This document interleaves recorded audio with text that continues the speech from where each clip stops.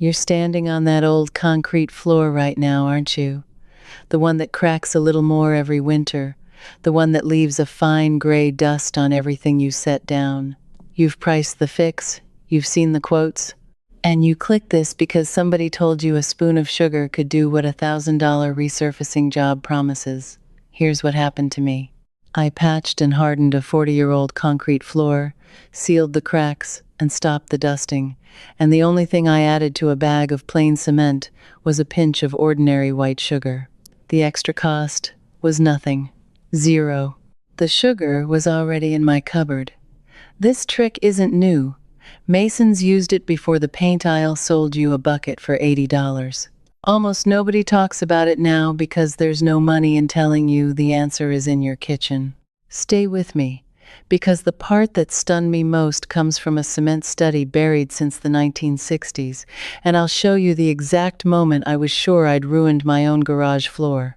You can run this same test this weekend in the home you already own with what you already have on the shelf.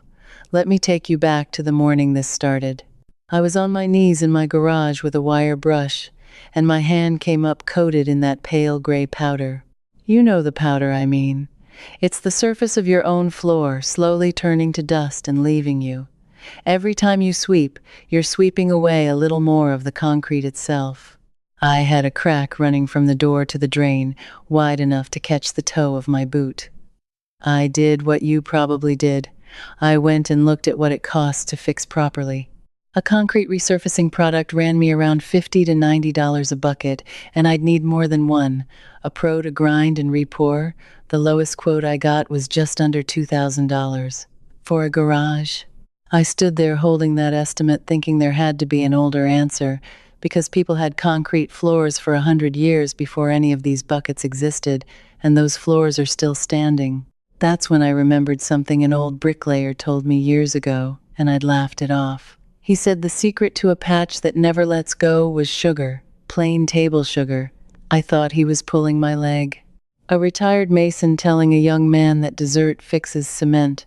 I filed it away as nonsense for about 30 years. But standing in that dusty garage with a $2,000 estimate in my hand, nonsense started to sound worth testing. So I did the thing none of the fancy buckets want you to do. I looked up why a mason would ever put sugar in cement, and what I found wasn't folklore. It was chemistry, and it was documented, and it had been sitting in plain sight the whole time. Here's the first thing that cracked the mystery open for me. Sugar is one of the most powerful retarders known for cement. That's the technical word, retarder. It slows down how fast cement hardens. Now your first thought is the same as mine was. Why on earth would I want my patch to harden slower? Slower sounds worse. Slower sounds like a mistake. But that's exactly backwards. And understanding why is the whole trick. When you mix plain cement and slap it into an old crack, it starts to stiffen almost immediately. Within minutes, the surface skins over. And here's the problem nobody tells you. That fast set is why cheap patches fail. The top hardens before the mix has had time to flow down into every hairline branch of the crack. It bridges over the gap instead of filling it. It grabs the old concrete at the surface only, in a thin, weak crust.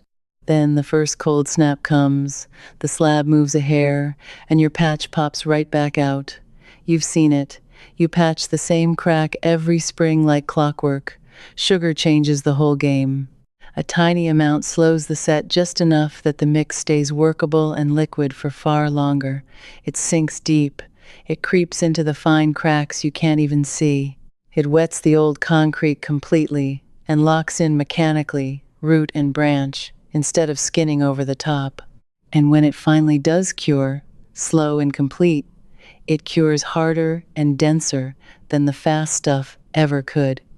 I didn't take that on faith. I found the research. The Portland Cement Association, the main authority on concrete in this country, has documented sugar as a set retarder for decades. Ready-mix concrete crews carry sugar on the truck for emergencies. If a load of concrete is about to set up before they can pour it, If a truck breaks down, they dump sugar in the drum to buy themselves time and keep the whole load from turning into a solid rock inside the barrel. This is real. This is standard. Sugar stops cement from hardening on demand. Now think about what that told me. If a big dose of sugar can freeze concrete's hardening completely, then a tiny, careful dose can slow it just a whisper, just enough to make my patch flow and bond like nothing off the shelf. But that raised a bigger question, and this is the one that kept me up. If too much sugar means your cement never hardens at all, and I've now got table sugar in my mix, how much is too much?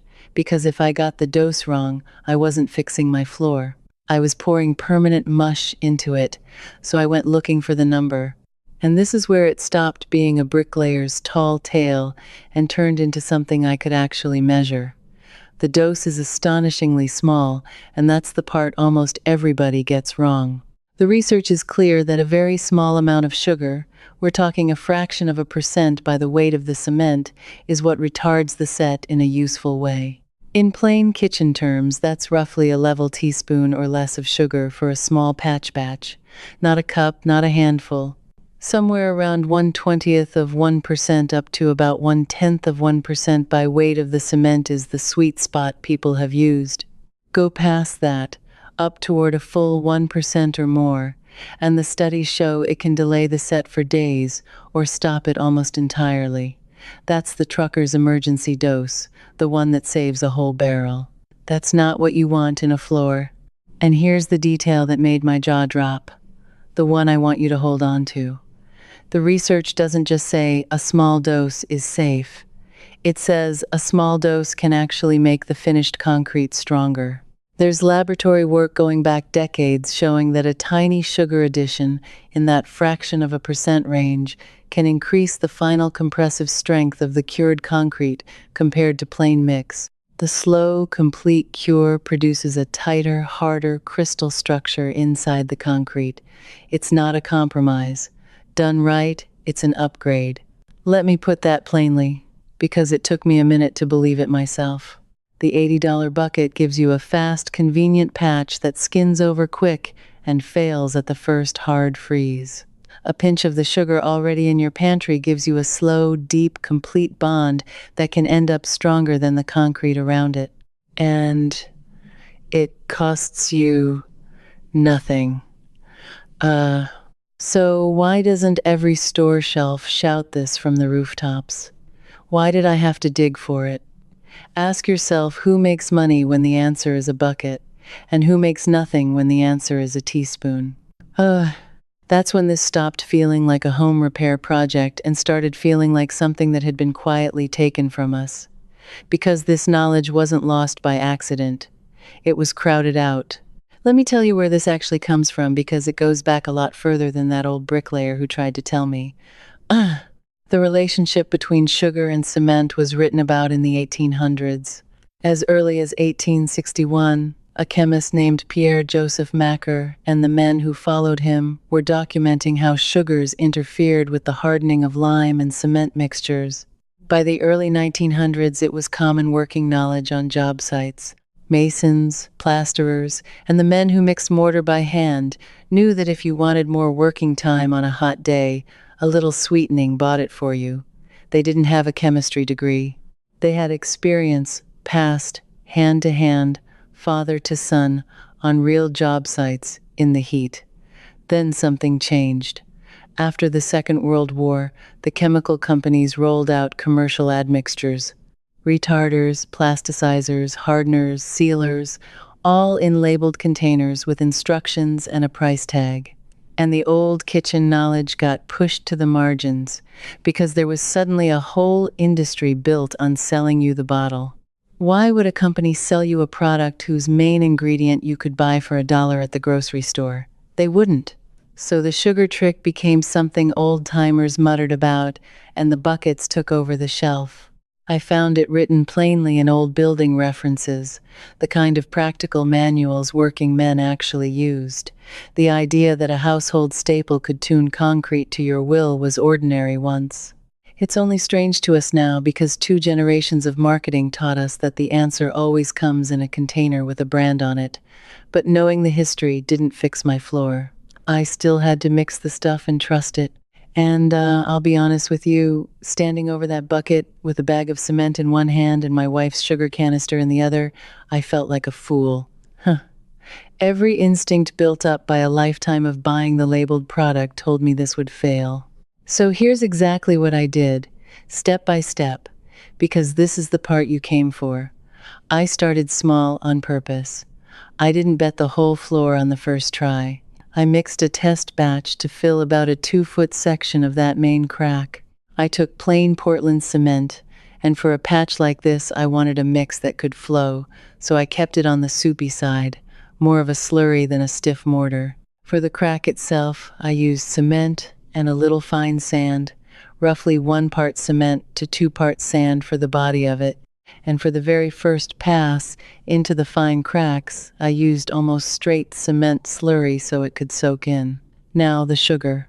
This is where you must not get cute. For a small batch like mine, a couple of pounds of cement, I dissolved less than a teaspoon of plain white sugar into the mixing water first. I want to say that again because it's the whole ballgame. I dissolved the sugar in the water before I added the cement. You never want dry sugar granules sitting in clumps in your mix. Dissolve it in the water, stir it till it's gone, then mix your cement into that sweetened water. That way, the tiny dose spreads evenly through the whole batch instead of leaving one spot that never hardens. I brushed the crack out clean first. All that gray dust, all the loose crumbs, out. A crack full of dust is a crack that won't bond, sugar or no sugar. I vacuumed it. Then I dampened the old concrete with plain water, because dry old concrete drinks the moisture right out of a fresh patch and starves it. Damp, not flooded. Then I poured my sweetened slurry into the fine part of the crack first and let it drink it in, and I watched it do the very thing the research promised. It kept flowing. It didn't skin over in 3 minutes. It sank down and disappeared into hairlines I could barely see, and I had to come back and add more as it settled. Try that with a fast-setting bucket mix, and you'll be fighting a stiffening lump before you've finished one pass. And that free test matters for another reason, because it answers the doubt I saw over and over from people arguing about this exact method online. But before I get into that, if this kind of buried knowledge genuinely excites you, I want to tell you about something I put together. I've been collecting fixes exactly like this one, things that used to be common knowledge on job sites and in workshops before someone figured out how to put them in a labeled bottle and charge you for the privilege. I wrote 3 of them up as digital books: First Fixes, Deep Hacks, and Full Stack Life. Each one is built around the same idea as this video: practical, tested, old-school knowledge that the modern market quietly buried. You'll find the details in the description below. Now back to the doubt I mentioned. Somebody always says sugar attracts ants, sugar rots, sugar will ruin your slab. Then I packed the sanded mix into the body of the crack, tight, working it down with a putty knife, and I struck it off flush with the floor. And here's the moment I promised you. The moment I was sure I'd ruined it.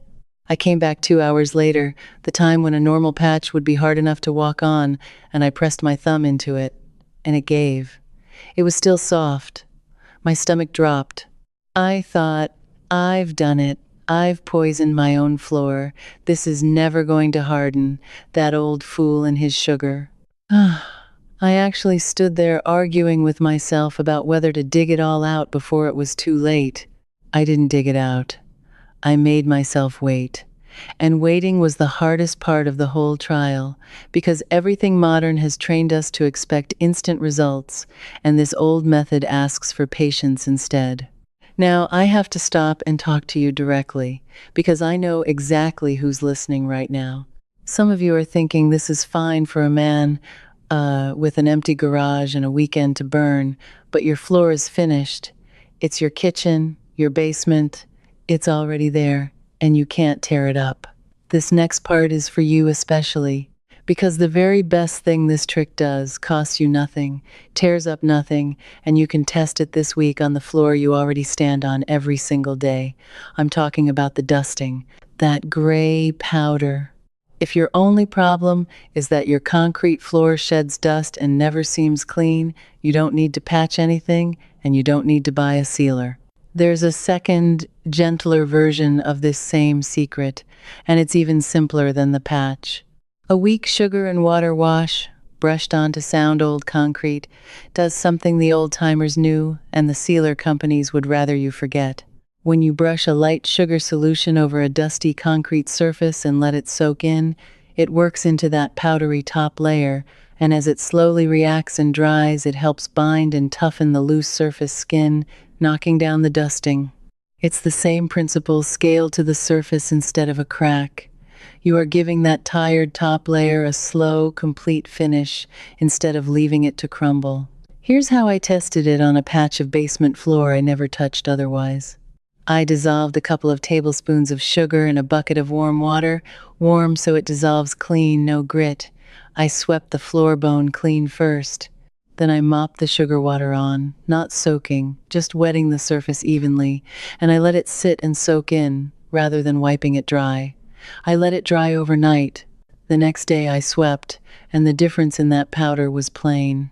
The section I treated gave up far less dust to the broom than the bare section right beside it. No bucket, no sealer, no fumes, sugar and water and a mop. Now, I'll be straight with you, because I promised you a skeptic and not a salesman. The wash is not a miracle forever coat, and if you overdo the sugar, you can leave a faint tack, so keep it weak, and let me be clear, it's a light wash, not a syrup. But as a free test to prove to yourself that this old chemistry is real, before you ever mix a patch, it's perfect. You can do it this weekend on one square of floor and compare it to the square next to it with your own eyes. That's the whole spirit of this. Don't believe me. Test it small and let the floor tell you. And I understand the worry. I had it too. But here's the thing the worriers miss. In the patch, the dose is a fraction of a teaspoon locked inside cured concrete, chemically bound up in the reaction, not sitting on top as food. And in the wash, it soaks in and reacts, rather than staying as a sticky snack on the surface. The men who used this for 100 years weren't fighting ant colonies in their floors. The fear sounds reasonable until you look at the actual amount, and the actual amount is tiny. But I still had my real test hanging over me, that soft patch in the garage. Because a dust wash is one thing. Trusting sugar to hold a structural crack shut through a freezing winter is another thing entirely, and I hadn't answered that yet. So back to the garage, and back to that patch I was sure I'd ruined. I kept it damp. That's another old habit the buckets skip over. Concrete doesn't dry to get hard, it cures. It reacts with water over days, and the slower and wetter you let it cure, the stronger it gets. So I laid a damp cloth over my patch and I left it alone. 1 day, 2 days. On the second day, I pressed it and it pushed back. By the third day, I couldn't dent it with my thumb at all. By the end of the first week, I took a hammer, gently, and tapped it, and it rang hard. It had gone right past soft and kept going, harder than I expected, harder than the quick patches I'd done years before with the store mix. That soft stage that scared me half to death, that was the sugar doing its job. That was the extra working time, the deep bond, the slow complete cure, all the things the research promised, and I'd nearly dug it out in a panic because I'd been trained my whole life to expect instant. Then came the real judge. Winter. Because anybody can make a patch look good in July. The question is whether it survives the freeze and thaw that had been popping my old patches out every single spring. I marked the spot. I waited through the whole cold season, through the nights that dropped well below freezing, through the days it climbed back up, that brutal cycle that pries concrete apart a hair at a time. Spring came. I went out to the garage with my wire brush, half expecting to find my sweet little patch sitting loose in the crack like all the others before it. It hadn't moved, not a hair. It was locked in flush, tight against the old concrete on both sides, no gap, no lift, no crumble. I ran my hand over it, and there was no fresh dust. The crack that I'd been repatching every spring for years was simply gone, and it stayed gone. That was the moment the old bricklayer got his apology. 30 years too late. He was right. The dessert fixed the cement. And it fixed it better than the $2,000 quote would have, for the cost of a pinch out of the sugar bowl. So let me hand you the whole secret now, the finale. The version I wish somebody had simply told me straight, instead of making me dig it out of old chemistry papers and a dead mason's memory. Here is where it really comes from. And this is the part almost nobody has put together for you. The reason this works isn't magic, and it isn't just folklore. The science was pinned down in a landmark piece of cement research published in the 1960s, when chemists finally explained exactly what sugar does to hardening cement at the molecular level. What they found is that sugar molecules wrap around the tiny, growing crystals of cement in the first hours, coating them and slowing the reaction, and that's the retarding effect. But they also found that once that slow start is over, the reaction continues to a more complete and denser finish. That's why the small dose can end up stronger. The delay isn't damage. The delay is what lets the concrete build itself properly, instead of rushing and leaving gaps. That work confirmed in a laboratory exactly what the plasterers and masons of the 1800s already knew in their hands. The Portland Cement Association carries the practical side of it to this day in its guidance on what affects concrete setting time, with sugar named right there among the retarders. This was never fringe. It was never quackery. It was mainstream science that simply never made the jump to your hardware store shelf, because there's no profit in a product you already own. So here is your complete method, start to finish, the thing you can do this weekend. For a dusty floor that's otherwise sound, mix a light wash, 2 tablespoons of sugar in a bucket of warm water, sweep clean, mop it on thin, let it soak and dry overnight, and sweep again to feel the difference. That's your free proof of concept, and it costs you pennies. For a real crack, brush it out spotless, vacuum the dust, and dampen the old concrete. Mix your patch small, and dissolve just under a teaspoon of sugar into the mixing water for a couple of pounds of cement before you add the powder, so the dose is tiny and even. Pour a thin, sweetened slurry into the fine cracks first, and let it drink deep. Pack a stiffer sanded mix into the body of the crack and strike it flush. Then, and this is the part your instincts will fight, leave it soft. Keep it damp with a cloth. Do not panic when it's still giving under your thumb after 2 hours. Let it cure slow over several days, and it will pass right through soft and keep hardening until it rings.